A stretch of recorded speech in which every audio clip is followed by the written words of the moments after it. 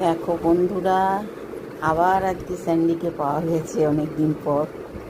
ওকে তো দেখানো যায় না, ওকে দেখাতে পারি না, তার কারণ ও আমার কাছে আসে না। ও রোজ খাটের তলায় ঢুকে থাকবে। আর আজকে ও এসেছে, তার কারণ কি জানো? খুব বৃষ্টি হচ্ছে বাইরে, এবার মেঘ ডাকছিল জোরে জোরে। এই এই, কোথায় যাচ্ছ? কি মুখ নাড়াচ্ছ কেন? কি খাবে?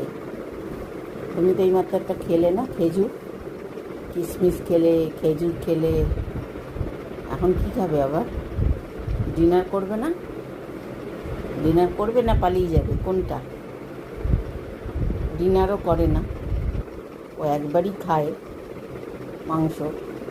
চিকেন খায়, মটন খায়, মটনের মেটেও খায়। এদিকে তাকাও, আমি তো ভিডিও করছি তোমার। দেখি মুখটা, দেখি মুখটা, একটু দেখাও। তোমার এই সুন্দর মুখটা দেখাও। দেখাবে না? দেখাও। তোমার দেখতে সুন্দর না?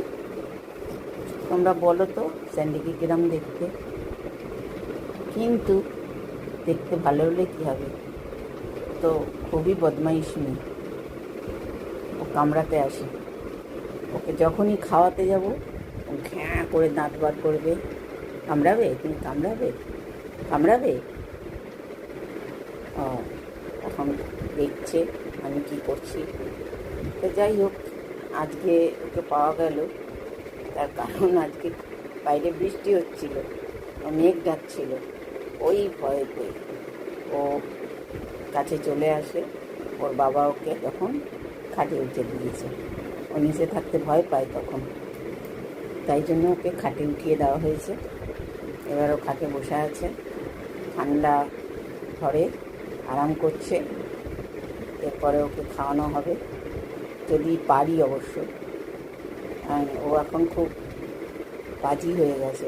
আগে খুব সুন্দর খাইয়ে দিতাম আমি, এখন না খাওয়াতে গেলে ও দাঁত বার করে কামড়াতে আসে, এই জন্য ভয় লাগে খাওয়াতে।